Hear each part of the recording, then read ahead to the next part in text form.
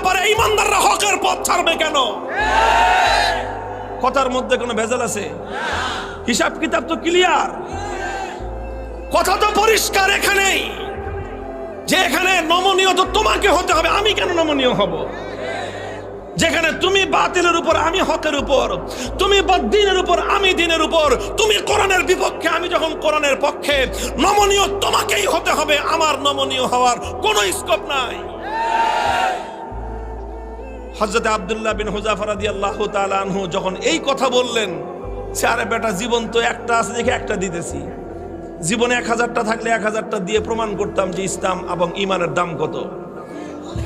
এই কথা যখন বলছে, তখন বাদশাহ কয় যে এটা তো মানুষ না, মানুষ কি এরকম হয় নাকি? আরে মৃত্যুর মুখোমুখি দাঁড়িয়ে মৃত্যুকে আলিঙ্গন করার জন্য পাগল, কয় জীবন একটা আছে দেখে একটা দিতেছি, 1000টা থাকলে 1000টা দিতাম। এখন তো ওর দিলের মধ্যে ভয় ঢুকে গেছে, আল্লাহ পাক রব্বুল আলামিনের পক্ষ থেকে সাহায্য আর নুসরত আসা শুরু হয়ে গেছে। আল্লাহ পাক বাতিলের অন্তরের মধ্যে ভয় এবং ভীতির সঞ্চার করে দিয়েছেন। এখন বাদশা মনে করা শুরু করছে যে এটা মানুষ না, এটা অন্য কিছু, এটা অন্য কিছু হবে। এখন ওরে যদি আমি শাস্তি দেই, মারি, তাহলে আমি নির্বংশ হয়ে যাব, এরকম একটা ভয় ওর মনের মধ্যে আসছে। এখন চিন্তা করতেছে, এখন ছাইরা দেমা, ভিক্ষা চাই না, এই অবস্থা হয়েছে। এখন সে রাস্তা খুঁজতেছে যে কেমনে এখন এর থেকে বাইচা আসা যায়।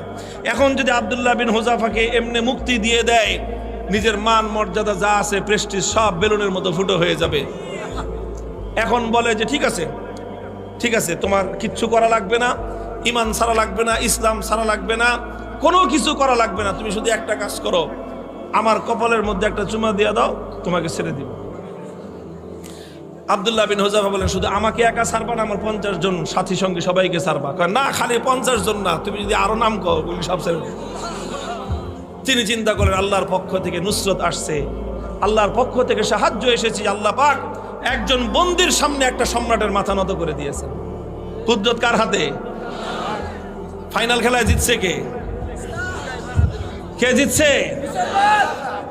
হযরতে রাসূলের সাহাবী জিতেছেন, সম্রাট পরাভূত হয়ে গেছে। কথা বলেন ঠিক না বেঠিক? তিনি চিন্তা করলেন যে আমার একটা কাজ, এই কাজের দ্বারা তো ইসলামের গৌরব নষ্ট হবে না, আর সঙ্গী সাথীদের জীবন বেঁচে যাবে।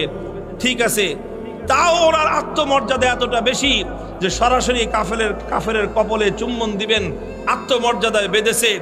কাফেরের কপালে নিজের পাঞ্জাবির আস্তিন রাখছেন, আস্তিন রেখে নিজের পাঞ্জাবির হাতের উপর চুম্বন করেছেন। বাদশা কয়ের যেমনি হোক, সম্মানটা তো বাঁচছে আমার কোন রকম তো বাঁচছে। আমি খালি বলতে পারলাম যে না না না, আমি হারি নাই, হুযাফার সাথে আমার একটা মিউচুয়াল আন্ডারস্ট্যান্ডিং হয়েছে, সেইভাবে কাম হয়েছে। বাস, সব বন্দীদেরকে মুক্তি দিয়ে দিয়েছেন।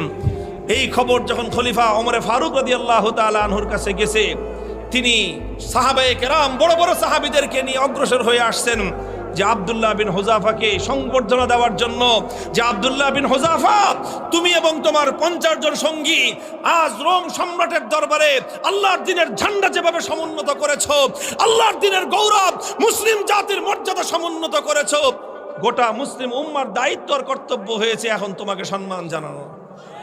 এই জন্য আমি স্বয়ং খলিফা তোমাকে ইস্তেকবালের জন্য সামনে অগ্রসর হয়ে আসছি।